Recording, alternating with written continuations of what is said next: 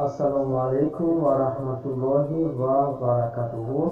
Якчанд хобе ки дар ягон сомонаи интернетӣ нест ва ин ба хобҳои муосир дохил мегардад. Табдил менамоем. Иншоаллоҳ хушам бошед. Парчам дар хоб ҳамчун олим ё зоҳиду парҳезкор табдил мегардад, ки пайравони зиёде дорад. Ҳамзамон парчам дар хоб қудрату бузургӣ дар ҷое аст, ки парчам он ҷо гузошта шудааст.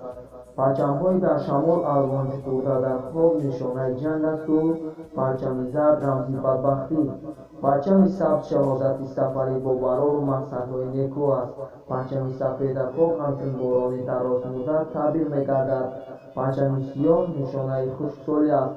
Рафту шахсеро хунзадаву беҷуръат парчам хоб бубинад, бар роҳи дуруст сафарбар мегардад. Зане ки парчам хоб мебинад, барои шавҳари худ вафодор аст.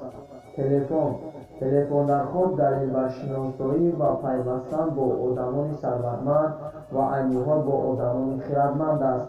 Он метавонад мисли дӯсти бузург ва муҳаббати ҳақиқӣ бошад.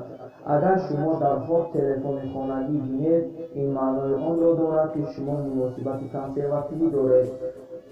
Занги телефон дар хоб огаҳӣ аз он аст, ки шахсе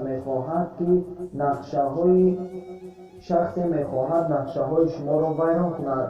Агар шумо дар телефон гап занед, ин маънои онро дорад, ки шумо ба хешовандон ва дӯстони наздикатон вақт намегузаронед ва ба онҳо аҳамият намедиҳед. Пул. Хобидани пул дар хоб зиёда аз 4 маблағ хуб нест. Нафаре ки дар хобаш пулҳои химматро ба даст меорад, суханони нохуш мешунавад. Рафту пулҳо дар хоб аз 4 адад камтар бошанд, он нишона ба фарзандон аст.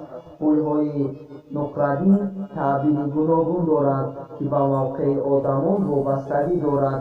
Барои нафаре хоб дидани пул баъд аз мушкилу музокира ба осудагӣ расидан асту барои баъзеҳо чунин хоб аз муоширати гуворо шаҳодат медиҳад.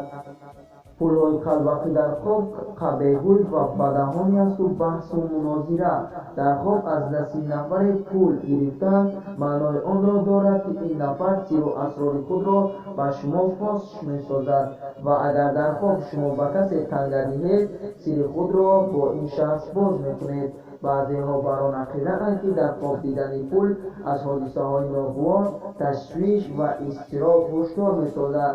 Дар хоб аз нафаре пул гирифтан ба наздикон, шиносҳо ё ҳамкорон муноқиша карданро бандод мекунад ва табъи бисёре аз одамон барои дидани пул мухталифанд. Баъзеҳо мегӯянд дар хоб дидани пул дар бедорӣ ба даст овардани онро дорад.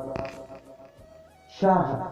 Агар нафаре дар хобаш ба ягон шаҳр ворид гардад, аз он чизе ки метарсид раҳо меёбад. Дар хоб дидани шаҳри вайронаву валангор нишонаи он аст, ки дину имони сокинони ин шаҳр заиф гашта, аз неъматҳои дунёвӣ бенасиб мемонанд. баъзе уламо бар он ақидаанд, ки дидани шаҳри вайрона дар хоб аз марги олими номдоре дарак медиҳад. деҳот дар хоб нишонаи беадолатӣ ва марг аст. Нафаре ки дар хоб аз деҳот берун мешавад, дину мазҳабаш мустаҳкам мегардад. шахсе ки дар хоб аз деҳот ба шаҳр меояд, аз хастагӣ ба оромиш ва аз тарс ба оромиву бехатарӣ мерасад. ва баръакс, баъзеҳо бар он ақидаанд, ки дар хоб аз деҳа берун шудан маънои аз нохушиҳо эмин мондан асту ба деҳа ворид гаштан нишонаи он аст, ки шахсе чунин хоб дида ба ҷои фоида зарар ба даст меорад. деҳаи холиву вайрона хоб нишонаи муноқиша ва ҷанҷол бо роҳбарият аст. тоҷ. Дидани тоҷ дар хоб барои подшоҳ салтанат ва ҳукумат аст ва барои занон шавҳар аст ва барои мардуми оддӣ хубӣ ва ҳол аст. Агар касе бубинад тоҷи тилло ва ороста бо ҷавоҳир бар сари ӯст, ба мақом ва манзилати бузург мерасад, вале дар диёнат ва умури шаръӣ вазъи хубе надорад ва агар ҳамин хобро зане бубинад, ҳамсари марде соҳиби мол ва давлат ва ҷоҳу мақом мешавад.